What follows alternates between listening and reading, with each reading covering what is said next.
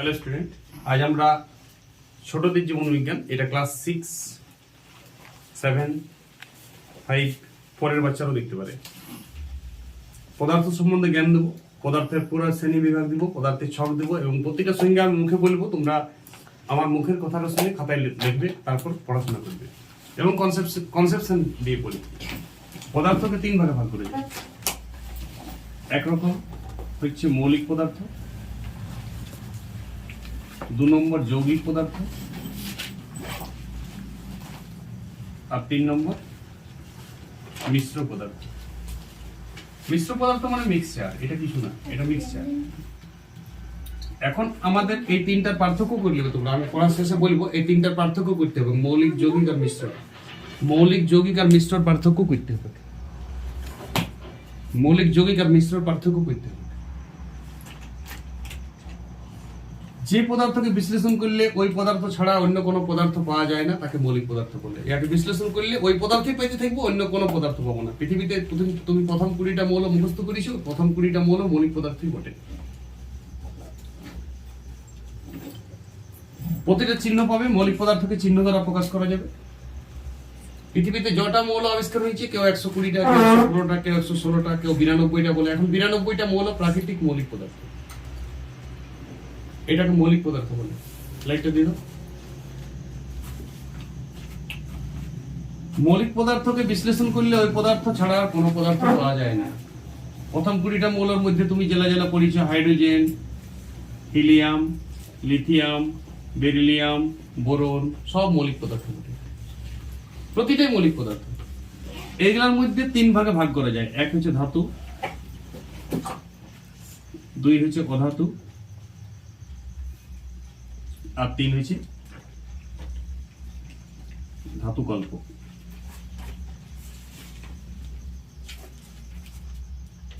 Video বন্ধ করো।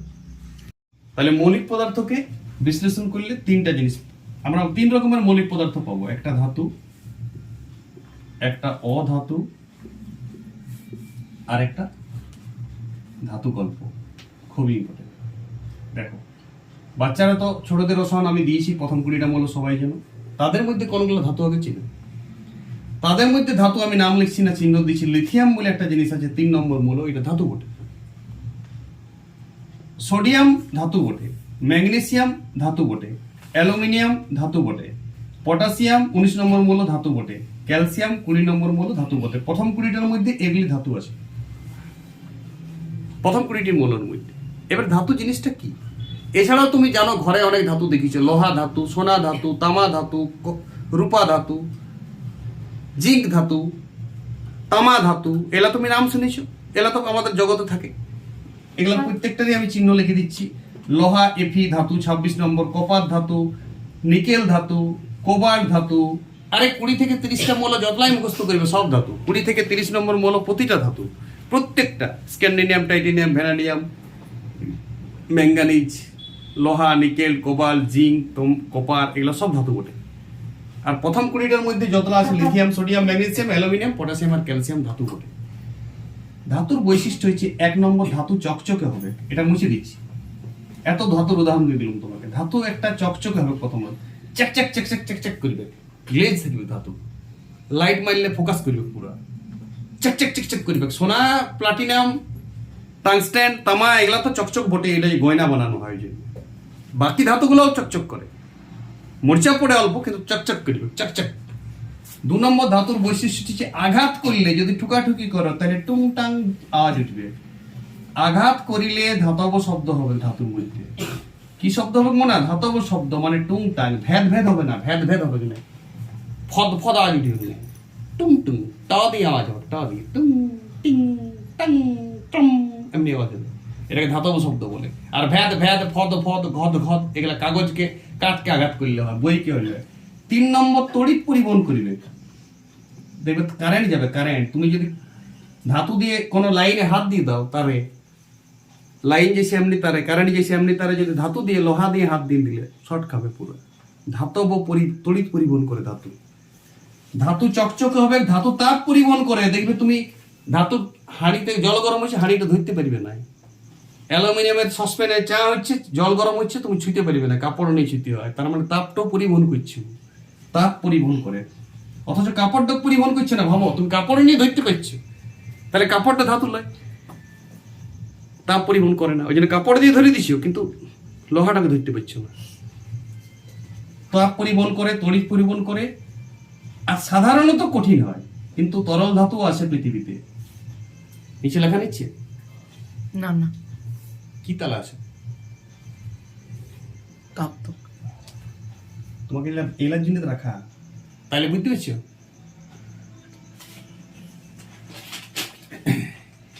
পারদ একটা তরল ধাতু, মুখস্থ করবে, বাকি ধাতুগুলা কঠিন বটে। পারদ একটা তরল ধাতু, পারদের চিহ্ন এইচি, পারদের চিহ্ন এইচি, পারদ একটি তরল ধাতু, মুখস্থ করবে এটি। পারদ বাদ দিয়ে বাকি ধাতুগুলি কঠিন, পারদই একমাত্র ধাতু যেটি তরল, এইচি চিহ্ন পারদ, ঠিক আছে। এটি 80 নম্বর মূল পারদ, পরে জানিবে আরো। এবার শুনো অধাতু। অধাতু আলাদা করে পড়িতে হবে না, এই ধাতুর যেগুলো যেগুলো ধাতুতে গুণ আছে সেগুলো সেগুলো নেই লিখবে শুধু। চকচকে নয়, আঘাত করলে ধাতব শব্দ হয় না, তড়িৎ পরিবহন করে না, ব্যতিক্রম আছে এক দুটা করে, যেমন গ্রাফাইট। গ্রাফাইট একটি অধাতু বটে কিন্তু তড়িৎ পরিবহন করে। আয়োডিন একটি অধাতু বটে, 53 নম্বর মূল আয়োডিন, চিহ্ন আয়। সেই মূলটি অধাতু বটে কিন্তু চাও চকচকে, ব্যতিক্রম এগুলো। তোমাকে প্রশ্ন দেবে এগুলি যে একটি অধাতু অথচ চকচকে, অথচ চকচকে মানে অধাতু হলে চকচকে হওয়া উচিত নয়, কিন্তু হয়েছে কে? আয়োডিন। কিন্তু অন্যান্য কেন অধাতু তাইলে আয়োডিন? চকচকে হলে কি হবে, কি তড়িৎ পরিবহন করে না, আঘাত করলে ধাতব শব্দ হয় না, তাপ পরিবহন করে না, বাকি এগুলো সব অধাতুর বৈশিষ্ট্য আছে, কিন্তু একটার জন্য ওকে আমি ধাতুতে রাখতে পারি না। আয়োডিন একটি অধাতু, কোথায় রাখবে? 53 নম্বর মূল। আচ্ছা, এগুলা ব্যতিক্রম বলছি। গ্রাফাইট একটা অধাতু বটে কিন্তু তড়িৎ পরিবহন করে, মুখস্থ করবে, একটা অধাতু অথচ তড়িৎ পরিবহন করে, মানে তড়িৎ পরিবহন করা উচিত নয় তাও করে, অধাতু তো করে না। আচ্ছা, আর অধাতু একটা তরল অধাতু ব্রোমিন। অধাতুগুলো জেনারেলি গ্যাসীয় হয়। তোমার প্রথম 20টা মূলের মধ্যে সব অধাতু বটে, তুমি চোখ বন্ধ করে সবগুলো লিখে দিবে। বাদ কি কি দিলাম? হাইড্রোজেন বাদ, হাইড্রোজেন অধাতু, হিলিয়াম অধাতু, কার্বন অধাতু, নাইট্রোজেন অধাতু, অক্সিজেন অধাতু, ফ্লোরিন অধাতু, সিলিকন অধাতু, সালফার অধাতু, ক্লোরিন অধাতু, আর্গন অধাতু। বেশিরভাগগুলাই অধাতু বটে প্রথম 20টা মৌলের মধ্যে। মাথায় ঢুকলো কিছুটা? ঠিক আছে, আরেকটি শুনো, এবারে আরেকটি ভাগ আছে মৌলিক পদার্থের। এগুলো সব মৌলিক পদার্থ, কিন্তু মৌলিক পদার্থকে এই 3টা দলের মধ্যে ফেলা যাবে। যে কোনো মৌলিক পদার্থকে আমি 3 ভাগে ভাগ করতে পারি, ধাতু, অধাতু কিংবা ধাতু কল্প। কল্প ধাতু শুরু দেখো, যেগুলো বাস্তবে ধাতু লয়, কল্পনাতে ধাতু, মানে অতটা ধাতু ধাতু লয় কিন্তু কল্পনা করলে অনেকেই দার্শনিক যারা হয় একটু কল্পনা করতে পারে, আচ্ছা ধাতু, তুমিও ধাতু, কিন্তু আগে ধাতু সম্মান দেওয়া যাবে না, কল্পনাতে ধাতু। Arsenic, antimony, bismuth. কৃপা ধ্যান দে, arsenic, antimony, bismuth, Brahma Vishnu Maheshwar শুরু বটে। আর্সেনিক বললে অ্যান্টিমনি বিসমাথ বলতে হয়। Arsenic, antimony, bismuth. আর্সেনিকের চিহ্ন এস, অ্যান্টিমনির চিহ্ন অদ্ভুত এসবি। অ্যান্টিমনির চিহ্নটা হচ্ছে এসবি, অ্যান্টিমনির চিহ্ন চাকরি পরীক্ষাতে পড়ে, ব্যতিক্রম চিহ্ন তো ওই জন্য। আর বিসমাথ বিআই। আর্সেনিক, অ্যান্টিমনি, বিসমাথ, এই 3টা হচ্ছে একটা 33 নম্বর মৌল, একটা 51 নম্বর মৌল, একটা 83 নম্বর মৌল। এই 3টা হচ্ছে ধাতু কল্প, মানে ইয়াদের ধাতুর গুণও থাকে অধাতুর গুণও থাকে। তখন তুমি ধাতু তো রাখতে পারছো না, আবার অধাতু তো রাখতে পারছো না, তখন একে নতুন ভাগে ফেলতে হইলো। কি নাম দিতে হইলো? ধাতু কল্প। তাহলে মৌলিক পদার্থকে ক ভাগে ভাগ করা যায়? 3 ভাগে, ধাতু, অধাতু, ধাতু কল্প। ধাতু কাকে বলে? যা চকচকে, যা তড়িৎ পরিবহন করে, যা তাপ পরিবহন করে, ঠুকলে ধাতব শব্দ উৎপন্ন হয়। সাধারণত কঠিন, ব্যতিক্রম আছে পারদ। পারদ তরল হলেও ধাতু। যেগুলা করে না এগুলা তাকে বলে ধাতু, অধাতু। অধাতুর মধ্যেও ব্যতিক্রম আছে, যেমন একটা তড়িৎ পরিবহন করা অধাতু, গ্রাফাইট। একটা তরল অধাতু, ব্রোমিন। বাকি সব গ্যাসগুলা সব অধাতু, গ্যাসগুলা যত আছে সব অধাতু, ঠিক আছে। ধাতু কল্প, আর্সেনিক, অ্যান্টিমনি, বিসমাথ। যেগুলা ধাতু, ধাতু কল্প কাকে বলে যদি তোমাকে প্রশ্ন করে, তখন বলি ওহে যার মধ্যে ধাতু অধাতুর উভয় গুণ বর্তমান থাকে তাকে ধাতু কল্প বলা হয়। ঠিক আছে, চলো যৌগিক পদার্থ শুনো। এই মৌলিক পদার্থগুলোকে মিশাই যৌগিক পদার্থ তৈরি করা হয়। যেমন জল, তোমার দেখা জল H2O, দেখো হাইড্রোজেন আছে, অক্সিজেন আছে, হাইড্রোজেন অক্সিজেন মিলে জল তৈরি হচ্ছে। তাহলে জল একটি যৌগিক পদার্থ। এবারে যৌগিক পদার্থের সংজ্ঞা কিন্তু খুব ইম্পর্টেন্ট। বাচ্চারা তো যৌগিক পদার্থের সংজ্ঞাটা পারে না। এই জেনারেশনের তো 95% যৌগিক পদার্থ শেখাবে, তুমি ভুলভাল উত্তর দিবে। এই জেনারেশন আমি দেখেছি যৌগিক পদার্থ বড় কঠিন জিনিস সংজ্ঞা বলা। সহজ বটে, কিন্তু সেন্স অফ ল্যাঙ্গুয়েজ হয়তো বললাম, রিডিং স্কিলও নাই, আর বলার স্কিলটাও সবসময় রাইটিং স্কিলটাই স্কিল হয়। রিডিং স্কিল মানে বই পড়া, বই পড়ে মানে বোঝা, আর একটা বলা বাক মানে বাকগীতা, কথা বলা স্টাইল, ওরেল ধরবে ছিল আগে। যৌগিক পদার্থ কাকে বলে পারিবে না বলতে। দুই বা ততোধিক মানে তার থেকেও বেশি, মানে 3-4 হতে পারে, মিনিমাম 2টা বা তার থেকেও বেশি ততোধিক মৌলিক পদার্থ। এই যে তুমি এখনই মৌলিক পদার্থ পড়লাম, ধাতু অধাতু ধাতু কল্প, এইগুলা দিয়ে তৈরি হবে। 2 বা ততোধিক মৌলিক পদার্থকে যদি নির্দিষ্ট ওজন অনুপাতে, প্রতিটা কথা ইম্পর্টেন্ট, একটা ভুল বললেই তুমি কাটা খাবে। নির্দিষ্ট ওজন অনুপাতে যুক্ত করে সম্পূর্ণ নতুন ধর্ম বিশিষ্ট, এই একটা আরেকটি কথা, নতুন ধর্ম বিশিষ্ট পদার্থ তৈরি হবে। যে পদার্থটা তৈরি হবে তুমি বুঝতেও পারবে না যে এটা কি দিয়ে তৈরি বটে, বা খালি চোখে দেখে বুঝতে পারবে না কি দিয়ে তৈরি বটে। সম্পূর্ণ নতুন ধর্ম বিশিষ্ট পদার্থ তৈরি হয়, তাকে যৌগিক পদার্থ বলে।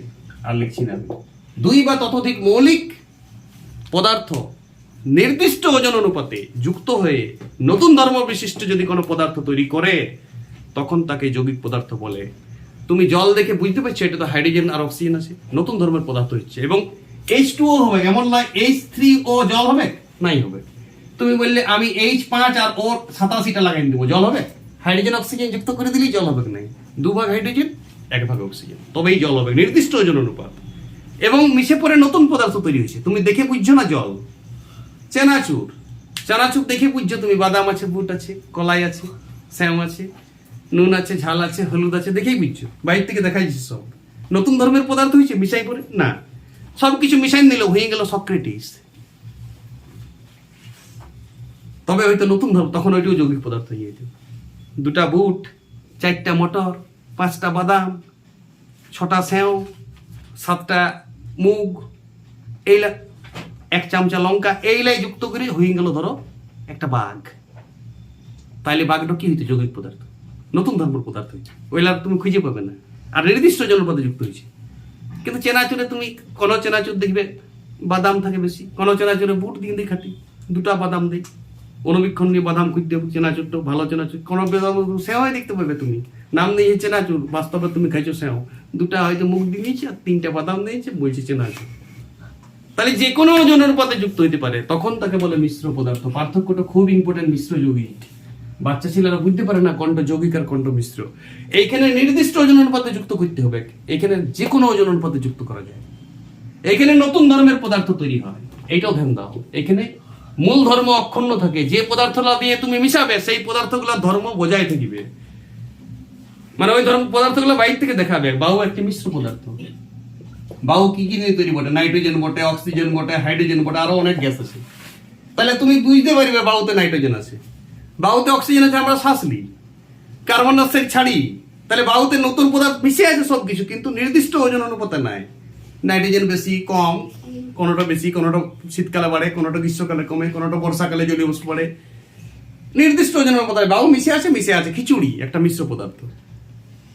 বালি চিনি মিশাই নিয়েছো, বালি চিনি লোহা গুঁড়া মিশাই নিয়েছো, মিশ্র পদার্থ। মিশাই দিলেই মিশ্র পদার্থ। হ্যাঁ, নতুন ধর্ম যদি হয়ে যায় মিশাই পড়ে, এবং নির্দিষ্ট ওজন অনুপাতে যুক্ত হয়ে যদি মিশাই দাও, 2টাই কিন্তু মিশাল আছে, অনেক কিছু জিনিস আছে 2টাতেই। কিন্তু একটা পদার্থের সঙ্গে যৌগিক পদার্থ হচ্ছে নির্দিষ্ট ওজন অনুপাতে যুক্ত হবে। যৌগিক পদার্থ বোঝা খুব ইম্পর্টেন্ট। ছোটদের বাচ্চারা যৌগিক পদার্থের কনসেপ্টই নেই। এই জেনারেশনটা আমি দেখি যৌগিক পদার্থ, আর যৌগিক পদার্থগুলোরই সংকেত তৈরি হয়। যেমন সালফিউরিক অ্যাসিড, H2SO4 একটা যৌগিক পদার্থ, এর সংকেত পাবে তুমি। যৌগিক পদার্থ হলেই তুমি সংকেত পাবে শিওর। জল একটা যৌগিক পদার্থ, নাইট্রিক অ্যাসিড HNO3 একটা যৌগিক পদার্থ। দেখো 3টা মৌলিক পদার্থ দিয়ে তৈরি আছে, হাইড্রোজেন, নাইট্রোজেন, অক্সিজেন। এবং নতুন পদার্থ হয়ে গেছে, একটা অ্যাসিড হয়ে গেছে নাইট্রিক অ্যাসিড, অথচ 3টা মৌলিক পদার্থ দিয়ে তৈরি এবং নির্দিষ্ট ওজন অনুপাতে। এখানে হাইড্রোজেন একটাই থাকবে, নাইট্রোজেন একটাই থাকবে, অক্সিজেন 3টা থাকবে, তবে নাইট্রিক অ্যাসিড হবে। বুঝে আসছে কিনা? বুঝে আসছে মিশ্র যৌগিক পদার্থ দুই বা ততোধিক মৌলিক পদার্থ নির্দিষ্ট ওজন অনুপাতে যুক্ত হয়ে সম্পূর্ণ নতুন ধর্ম বিশিষ্ট যদি কোনো পদার্থ তৈরি করে তখন তাকে যৌগিক পদার্থ বলে। মিশ্র পদার্থ হচ্ছে দুই বা ততোধিক মৌলিক বা যৌগিক, এখানে যৌগিকলাও মিশাই দিতে পারো, যৌগিক হয়ে আছে জল মিশাই দিতে পারো, জল তো মৌলিক পদার্থ নয়।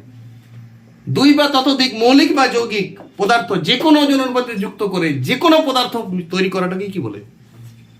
মিশ্র পদার্থ। মিশ্র পদার্থ জাস্ট মিশাই দাও, এটাই মিশ্র পদার্থ। মিশ্র পদার্থের অণুগুলাকে সহজেই পৃথক করা যায়। যেমন বালি আর লোহাগুড়ি মিশে আছে, তুমি কি দ্বারা পৃথক করবে? চুম্বক চালাই দেবো, লোহা উঠে যাবে। কিন্তু জলটাকে তুমি চুম্বক চালাই দিলে হাইড্রোজেন উঠে যাবে? উঠিবে না, সহজে তুমি পৃথক করতে পারবে না। পৃথক করা যায় তড়িৎ বিশ্লেষণ পদ্ধতিতে, সেটা জটিল পদ্ধতি। ঘরে ঘাটে লাঠি মারি দিলে জলটাকে এই হাইড্রোজেন আলাদা হয়, লাঠি মারলে জলটা ছিটকিবে মুখে, পৃথক করা যাবে হাইড্রোজেন অক্সিজেন। তুই লাঠি মারলে যে তোর আলাদা হয়, 2 লাঠি 3 লাঠি দিলে তো কি যাবে? তুমি লাঠি মেরে মেরে পৃথক হবে না। সহজে পৃথক করা যায় না যৌগিক পদার্থকে। মিশ্র পদার্থকে সহজেই পৃথক করা যায়। ছাত্রছাত্রীরা একটা যৌগিক আর মিশ্র পদার্থের পার্থক্য করবে আলাদা করে, আর একবার 3টার পার্থক্য করবে, ট্রিপল পার্থক্য, মানে একটা পাতাতে মৌলিক যৌগিক মিশ্র লিখে একবার পার্থক্য লিখবে, আর একবার যৌগিক মিশ্র আলাদা করে। যৌগিক মিশ্র পার্থক্য আগে সিলেবাসে খুব ইম্পর্টেন্ট ছিল। ছাত্রছাত্রীরা যৌগিক মিশ্র পার্থক্যটা বুঝে গেলে কনসেপশন বাড়ে চ্যাপ্টারে। বুঝা গেল? একটা তরল অধাতু ব্রোমিন, এটা বলিস আমি আগে। তাহলে দেখো যৌগিক আর মিশ্র পার্থক্য লিখবে, একদিকে যৌগিক একদিকে মিশ্র পদার্থ। যৌগিক পদার্থ মৌলিক পদার্থ মিশে শুধু। যৌগিক পদার্থ তৈরি করার জন্য দুই বা ততোধিক মৌলিক পদার্থের দরকার হয়। মিশ্র পদার্থ তৈরি করার জন্য মৌলিক পদার্থ হইলেও হবে, যৌগিক পদার্থ হইলেও হবে। যৌগিক দিয়েও মিশ্র করা হয়, কথাটা বোঝার চেষ্টা করবে। মিশ্র পদার্থ তৈরি করার জন্য যৌগিক পদার্থ অ্যাড করা হইতে পারে, যেমন নুন আর চিনি মিশে। নুন তো নিজেই যৌগিক পদার্থ। নুন কি বটে? NaCl, সোডিয়াম আর ক্লোরিন দিয়ে তৈরি। একটি সোডিয়াম একটি ক্লোরিন দিয়ে তৈরি নুন। নুন একটা যৌগিক পদার্থ, সোডিয়াম আর ক্লোরিন দিয়ে তৈরি। সোডিয়াম মৌলিক পদার্থ, ক্লোরিন মৌলিক পদার্থ। আবার নুন আর জল মিশাই দিয়েছো, তাহলে নুন কি বটে? NaCl কি বটে? একটা যৌগিক পদার্থ, আর জল একটা যৌগিক পদার্থ। দুটা মিলে নুন জল হয়েছে, তাহলে নুন জল একটি মিশ্র পদার্থ। মাথায় ঢুকছে কি না? তাহলে যৌগিক পদার্থ দিয়েও তৈরি করা যায় মিশ্র পদার্থ। নির্দিষ্ট ওজন অনুপাতে যুক্ত করতে হবে কিনা? যে কোনো ওজন অনুপাতে যা পারবে, যে যত পারবে। 2টি নুন দিয়ে দাও, সমুদ্র জল দিয়ে দাও, কোনো যুক্ত হবে। কিন্তু হাইড্রোজেন অক্সিজেন 2 অণু চাই, হাইড্রোজেন 1 অণু অক্সিজেন। কোথাও বুঝে আসছো কিনা? তাহলে এখানে নির্দিষ্ট ওজন অনুপাতে যুক্ত করতে হবে মৌলিক পদার্থগুলোকে। এখানে মৌলিক হোক যৌগিক হোক যে কোনো অনুপাতে যুক্ত করলেও তৈরি হবে। মৌলিক পদার্থতে নতুন ধর্মের পদার্থ, মৌলিক পদার্থগুলো ধর্ম বজায় থাকবে না। যৌগিক পদার্থ হতে গেলে সম্পূর্ণ নতুন ধর্ম বিশিষ্ট পদার্থ হবে। এখানে নতুন ধর্ম পদার্থ হবে না, মূল ধর্ম বজায় থাকবে পদার্থের। জলটা সর্বত্র খাইছে, দেখবে নুনটা লাগবে, তাহলে নুনের ধর্ম বজায় রেখেছি, জলটার মতন দেখতেই আসিব। নুন জল তো জলের মতোই দেখতে। নুন জল গুলে দিলে তুমি কি বাইরে থেকে বুঝবে? নুন আছে খাইয়ে দেখতে হবে, তাহলে নুনের বৈশিষ্ট্য নুনটা, তাহলে মূল ধর্ম বজায় আছে, এটা মিশ্র পদার্থ। কিন্তু জলটা তুমি জল নিজে কি বলে? একটি যৌগিক পদার্থ। তুমি দেখে বুঝছো হাইড্রোজেন অক্সিজেন আছে না? নতুন ধর্মের পদার্থ। কৃপা ধ্যান দে, মৌলিক পদার্থ এই যৌগিক পদার্থকে সহজে পৃথক করা যায় না, আলাদা করা যাবে না কি কি দিয়ে তৈরি বটে। কিন্তু মিশ্র পদার্থকে সহজেই পৃথক করা যায়, সহজেই পৃথক করা যাবে। ঠিক আছে? অনেক সময় বইয়ে মৌলিক আর যৌগিকের পার্থক্য দেয়। দেখো মৌলিক যৌগিকের পার্থক্যটা কি করে লিখবে। মৌলিক পদার্থ তো ওই পদার্থ ছাড়া আর অন্য কোনো পদার্থ খুঁজেই পাওয়া যাবে না। যৌগিক পদার্থ খুঁজে পাওয়া যাবে, কিন্তু নতুন ধর্মের পদার্থ তৈরি হয়ে গেছে। মৌলিক পদার্থকে কি দ্বারা প্রকাশ করা যায়? চিহ্ন দ্বারা প্রকাশ করা যাবে। মৌলিক পদার্থকে প্রকাশ করার রীতিকে চিহ্ন বলে। যেমন হাইড্রোজেনের চিহ্ন H, এটা একটা মৌলিক পদার্থ বটে। মৌলিক পদার্থ ক ভাগে ভাগ করতে পারো তুমি? 3 ভাগে, ধাতু, অধাতু, ধাতুকল্প। যৌগিক পদার্থের এরকম কোনো ভাগ আছে না? হ্যাঁ, যৌগিক পদার্থের অন্য ভাগ আছে, অ্যাসিড আছে, যৌগিক পদার্থ ক্ষার আছে, যৌগিক পদার্থ তরল আছে, যৌগিক পদার্থ গ্যাসীয় আছে, যৌগিক পদার্থ কঠিন আছে, যৌগিক পদার্থের অন্য ভাগ আছে। ধাতু অধাতু ভাগটা কার বটে? ধাতু অধাতু ধাতুকল্প মৌলিক পদার্থের। বুঝে এসছো কিনা? তাহলে মৌলিক যৌগিকেরও পার্থক্য পরীক্ষায় চলে আসতে পারে। তখন তুমি 2টা পার্থক্য, বেশি লেখার দরকার নেই। মৌলিক পদার্থকে ওই পদার্থ ছাড়া অন্য কোনো পদার্থ পাওয়া যায় না। যৌগিক আর মৌলিক সংখ্যা যৌগিক সংখ্যা যেমন পার্থক্য, তেমনি মৌলিক পদার্থ দিয়েই তো যৌগিক পদার্থ তৈরি হয়, তেমনি এখানেও তাই। কিন্তু যৌগিক পদার্থ মৌলিক পদার্থ যে কোনো ওজনের উপর যুক্ত করতে পারবে কি না, এইটা ধ্যান দাও। নির্দিষ্ট ওজনের উপর যুক্ত করে নতুন ধর্মের যদি পদার্থ হয় তখন তাকে যৌগিক পদার্থ। যৌগিক পদার্থ সহজে পৃথক করা যাবে না। সালফিউরিক অ্যাসিড H2SO4 একটি যৌগিক পদার্থ। NaCl নুন একটা যৌগিক পদার্থ। কার্বন ডাইঅক্সাইড CO2 একটা যৌগিক পদার্থ। বোঝার চেষ্টা করবে, কার্বন ডাইঅক্সাইড নিজে একটা যৌগিক পদার্থ। কিন্তু বায়ুতে কার্বন ডাইঅক্সাইড থাকে, নাইট্রোজেন থাকে, হাইড্রোজেন থাকে, তখন ও মিশ্র হয়েছে, বায়ু হিসাবেও মিশ্র। কিন্তু কার্বন ডাইঅক্সাইড নিজে কি বটে? যৌগিক পদার্থ। আচ্ছা, মিশ্র পদার্থ তৈরি করার জন্য কি মৌলিক পদার্থ দরকার? না, মৌলিক হলেও হবে, মৌলিক হলেও আচ্ছা, যৌগিক হলেও আচ্ছা, মিশাইন দিলেই মিশ্র, চেনাচুরও মিশ্র। কথাটা বুঝতেছো? মিশ্র পদার্থের সব থেকে ভালো উদাহরণ চেনাচুর। সবার বৈশিষ্ট্য বজায় থাকে, বাদাম বাদামের স্বাদ পাবে, বুটে বুটের স্বাদ পাবে, শ্যাও পাবে, লঙ্কার স্বাদ পাবে, ঝালের স্বাদ পাবে, তেলের স্বাদ পাবে, সব স্বাদ পাবে তুমি। কিন্তু জলে তুমি হাইড্রোজেনের স্বাদ পাও, অক্সিজেনের স্বাদ পাও, জলের স্বাদ। নতুন ধর্ম পদার্থ, জল একটি যৌগিক পদার্থ, বায়ু একটি মিশ্র পদার্থ, কার্বন ডাইঅক্সাইড একটি যৌগিক পদার্থ। যার সংকেত আছে সে একটি যৌগিক পদার্থ। যদি কারো সংকেত আছে, সংকেত, কৃপা ধ্যান দে, সে একটা যৌগিক পদার্থ। আর যদি কারো চিহ্ন আছে তো মৌলিক পদার্থ। আর মিশ্র পদার্থ, মিশ্র পদার্থ শেষ নাই, যা মিশাবে সব মিশ্র, যা মিশাবে। তুমি যা দেখো পৃথিবীতে, এই যে পোশাক পরিচ্ছদ, সব মিশ্র পদার্থ উঠে এলে, সব মিশ্র পদার্থ। বেশিরভাগই মিশ্র পদার্থ আছে পৃথিবীতে। তুমি যা দেখো বেশিরভাগটাই কি বলে পৃথিবীতে, সব মিশ্র, সব ভেজাল। বাইরে থেকে বুঝতে লাগবে, কম পরিমাণে বেশি পরিমাণে থাকে। ভালো করে দেখলে বুঝে যাবে, সহজেই পৃথক করা যাবে। কিছু না কিছু পদ্ধতিতে এলাকা আলাদা করাও যায় সহজে, কিন্তু যৌগিক পদার্থকে সহজে আলাদা করা যাবে না। ছাত্রছাত্রী ধ্যান দাও, খুব ইম্পর্টেন্ট ক্লাস। পদার্থের 3 ভাগ, মৌলিক, যৌগিক আর মিশ্র। মৌলিকের আবার 3টা ভাগ, কিন্তু যৌগিক মিশ্রের কোনো ভাগ নাই। শুধু যৌগিক আর মিশ্র পদার্থের কিন্তু পার্থক্য অবশ্যই অবশ্যই অবশ্যই সবাই করবে। 5, 6, 7 সব বাচ্চারা করবে। ভালো থাকো সবাই। ওকে, মাথায় ঢুকলো?